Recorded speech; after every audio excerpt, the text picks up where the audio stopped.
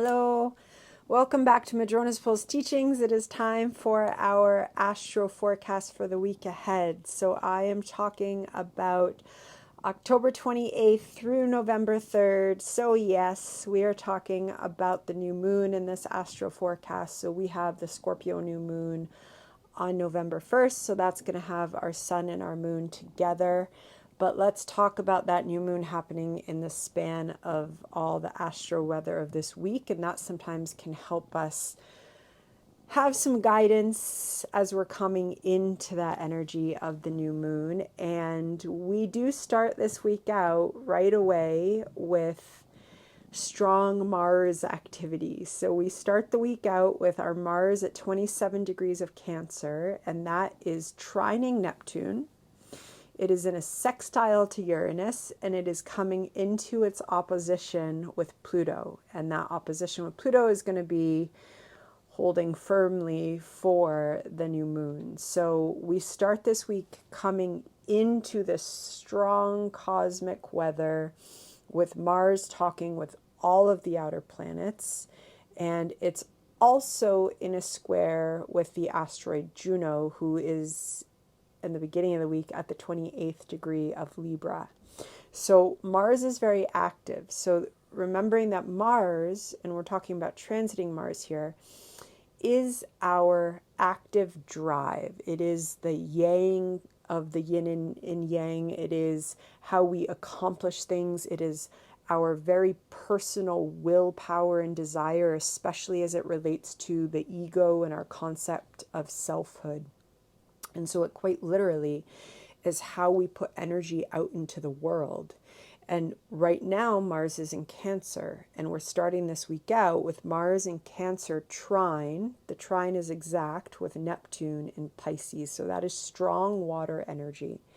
And it is also other realms of energy coming into our very personally felt drive, and remembering that that drive is in the water sign of Cancer. So we're starting out in a pretty watery place. This can also, Neptune trining that Mars, it can feel a bit of like confusion. It can feel just kind of out of it. It can feel like I don't really know how I'm supposed to show up at that place at that time, even though I know I'm supposed to, but I really don't feel like it. It can also just be kind of out of it. It can also be, lovely energy for healing and meditation and art practices. It really depends upon our chart, our own natal chart, and how this kind of Mars weather is impacting us, because it is very personal based on our chart. And yet, there is this cosmic symphony of the outer planets is talking to that Mars. And so there is something much bigger than us that we could be feeling very personally, and that is carrying us through this whole week. Okay?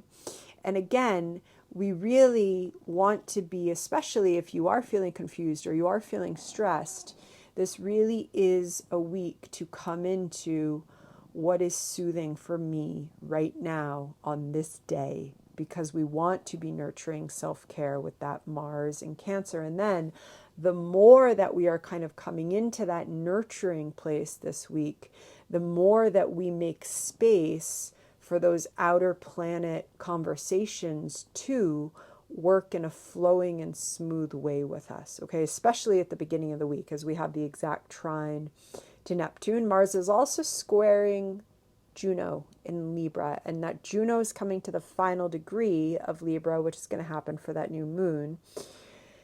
And so that could absolutely be bringing up one-on-one dynamics in your life. And Juno tends to really point to the relationships and she's the commitments in our life. So those are the people we're especially committed to. There were the relationships where we really want to show up with integrity, where we have a lot invested. She's also that kind of having integrity in relationship with ourself. And so there is one level carrying through this entire week that is really about becoming very soft and vulnerable with ourself in a very committed way. It's kind of bringing that strength and vulnerability. It's bringing that strong spine with a soft front. It's bringing the divine masculine and the divine feminine together and really holding that for ourselves, especially as we come into the new moon on the 1st, because this is a dark moon and this is a Scorpio dark moon. And so that is a time of coming within. And especially if there's a lot going on, whether it's in the kind of big collective or it's in the collectives of your own personal world or people at work or your social networks, your family, this is a week where we're slowly kind of being brought into that more meditative, quiet place within ourselves as we come into the 1st, because it is a Scorpio new moon, and Scorpio new moon goes deep. And we have this very powerful energy that's bringing us there. Okay, also, still at the beginning of the week, we do start this week out with Venus in Sagittarius squaring Saturn. Okay, so Venus is going to she's making her way through Sagittarius, and this one, Venus is going to move on quickly, so it's really just starting the week out on the 28th. But we do have this Venus that wants to expand, that wants to come into our fiery values, maybe wants to feel imaginative, wants to kind of be having this energized daydreaming, thinking about learning new things. Maybe you are going down YouTube spirals. Maybe you are daydreaming about travel, however it's happening. But Venus in Sagittarius, she wants her fires lit up. She wants to be adventuring. And she's squaring that Saturn who's retrograde in Pisces. This can be, Saturn is in Pisces. So on the one hand, this can be a little bit of tensions that can kind of bring in a bit of a reality check. But that said, it's also potentially bringing in a reality check of what you need for your spiritual self. What do you need to be imagining? What do you need to be going into other realms to think of? That Saturn and Pisces is cleaning stuff out. And so it's in the process of doing that so that it can open to much more spiritually aligned practices. And so there could be a bit of a push and pull between what we want and what we need as we come into this week. And yet we want to kind of just witness what's going on so that we can also be aware if we get any insights or intuition about directions for our spirituality, because that could absolutely come through with this Venus talking to Saturn. And then we're going to keep moving through our week, and we're going to move to the 29th and the 30th. And as we do that, that Mars is going to come more from its trine towards its opposition with Pluto, who's at 29 degrees of Capricorn. And then we're also going to have Mercury moving through Scorpio. And so on the 29th, Mercury is going to be in Scorpio. It's going to be opposite Uranus. And this then is going to position Mercury to move to complete a grand trine between Neptune in Pisces, Mars in Cancer, and Mercury in Scorpio. So we're going to have a grand water trine, and that is going to hold through our new moon and through the week. Okay, but firstly, just knowing that it begins again with Mercury talking to Uranus, Mercury opposite Uranus. So that can be sudden insights. That can be messages coming through, and they can go pretty deep because this is a Mercury that's in Scorpio.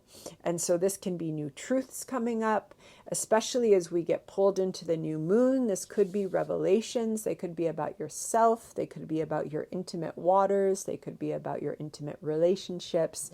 They absolutely could, of course, deal with the collective, but I am always focusing on the path of personal inquiry with astrology and evolutionary astrology. And so as we, it is actually quite lovely coming into the new moon, because that Mercury opposite Uranus, it wants us to listen. It wants us to listen to our body, and it wants us to listen to our soul, and it wants us to create space for whatever wants to be heard. And this is something, meditation, dreams, journaling, art practices, there might be rich messages coming up. And if they are, they're leading us directly into this new moon, and they're leading us into the Mars opposition of Pluto, which happens, of course, on November 1st.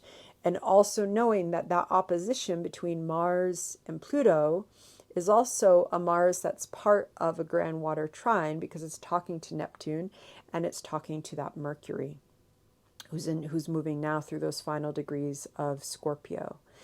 So there's a lot of depth around this new moon. I mean, it's a new moon in Scorpio, which right away is deep diving, is transformation, is looking at, parts of ourselves, parts of our intimate journeys through this life, and it is potentially letting go and seeding new beginnings in our intentions for what it means to have, really soulful intimacies with ourselves, with life, with other people. That is what a new moon in Scorpio can bring us into.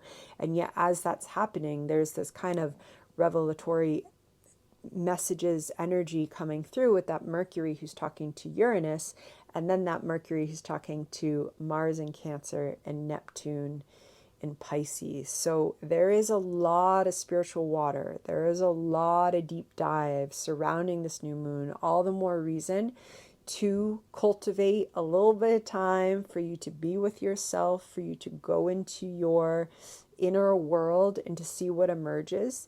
Scorpio also likes intimacy. She likes intimacy where, we can be merging with another person, where we don't have to perform, where we are not in the shallowness of life. There is absolutely nothing about this new moon that is in the shallows of life. This is not just putting sparkles on and saying everything's okay and beautiful. This is about inviting the mess and seeing the beauty that's in the mess. And of course, because then we come into November 1st, and when that happens, we have Mars opposite Pluto, while we have the new moon at between 9 and 10 degrees of Scorpio. And so I have a whole video on the new moon, and I also put a video on Mars opposite Pluto, so those are linked below if you haven't seen them or you want to listen again. But there's a lot of transformative energy with this new moon. Here we have the ruler of Scorpio, Pluto, talking to the traditional ruler of Scorpio, Mars, which is a traditional conversation that is about evolution, that is about breakthroughs, sometimes breakdowns to breakthroughs, but is about coming into new life. And also that Mars opposite Pluto is square Juno, so that, holding integrity in our relationships, meeting the one-on-one spheres with whatever makes us feel like we are honoring ourselves in the most compassionate way possible, so that we can also honor the other person. Okay, this is about kind of having that equity present for both sides, but absolutely for ourselves. And that wants to be part of the transformative impulse of this new moon. And it is a really nice moon to meditate with. It is a nice moon to come into those rituals and practices for yourself and to see what emerges. As there is absolutely a snake shedding its skin here. We are in process with the final 2 weeks now of Pluto in Capricorn. This is the final, Pluto's already in the final exhale. We're already in it if we're talking about 2 weeks of Pluto time. We are just exhaling our way into this. There is a death here, and so it's bringing us into a new phase, into a new beginning, and that's what these next few weeks are. And then we're going to keep moving through past our new moon towards the 2nd and the 3rd, and just knowing that opposition between Mars and Pluto carries us through. It carries us through this first week of November. So there could be push and pull, there could be tensions, there could be breakthroughs, there could be revelatory moments. If there is tension, we really want to disengage so that we're not reacting. Okay, that doesn't mean, we might have something to say, we might have a truth to share, we might need to share that truth with ourselves before we share it with others. This isn't energy that's really inviting kind of explosive dynamics. It's actually inviting that Juno to show up with integrity, who's the ultimate diplomat, and can just show up and create justice and balance while holding the truths of both sides, so that there's no silencing, but there also is respect. And also, we're going to come in at the end of the week after our new moon to Venus in Sagittarius coming into her conjunction with Pallas Athena. So we've got this nice, fiery, divine feminine energy. They are a bit of a power team, power couple, Pallas Athena and Venus together there. It's lovely divine feminine energy. And that wants to be opening up our wise, adventurous spirit, right? And the fact, again, we start the week off with that Venus who squares Saturn again, which is, yes, there can be a bit of a reality check, but Saturn and Pisces it's more of the reality check so that we can create the ultimate spiritual reality that we want. So that's where if Saturn and Pisces is doing a reality check, we really need to meet those limits. We need to say, okay, I do need to watch that, or okay, I do need to let that go, or I really don't need to pursue that because I need to have my resources and I need to have my space and my time so that I can build when I'm really building. And that wants to ultimately light fire into our Venus. That's again at the beginning of the week. And then we end the week with that Venus and Sagittarius, who has a beautiful adventurous spirit, conjunct the wise owl of Athena, the ultimate strategizer, who in Sagittarius, Pallas gets to have a little bit of joy. Athena is usually quite serious. And in Sagittarius, she gets to come into this kind of more buoyancy that is always, knowing where she's going, but in an adventurous spirit. She can let go a bit. Athena doesn't always get to let go.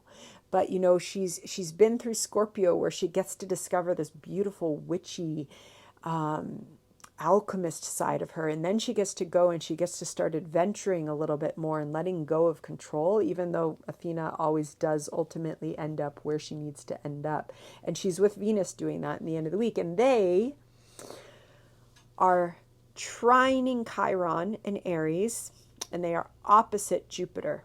Okay, Jupiter retrograde for the end of this week. So right after, on the 2nd and 3rd, so we come out of the new moon, and then we have this energy of Venus conjunct Pallas Athena opposite Jupiter, trine Chiron. So again, bringing that healing, adventurous spirit. And you might be getting, with it opposite the Jupiter, we want to bring some focus. We want to see, okay, yes, there's all these options, but I want to go here. This is where my heart is going to sing the most. That Jupiter is doing a bit of refining. So instead of it just opening to all the possibilities, it wants to focus us a little bit into that adventurous spirit so that we can really have the opportunity for that healing of our sacred fires. And there are sacred fires healing as we come out of this new moon. And that, of course, is all going on while there is still this opposition between Pluto and Mars, and we are moving through it mindfully. We are leaning into self-care because Mars is in Cancer, and we are honoring the end. We are honoring, this is time.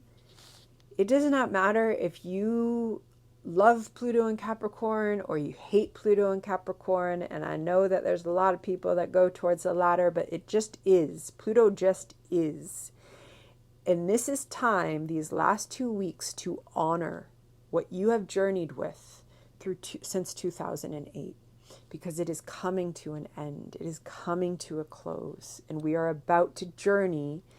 We're going to move through our Taurus full moon, and then we're going to be with Pluto in Aquarius. So, we can invite a bit of reverence as we move through these next 2 weeks, because there is a sacredness.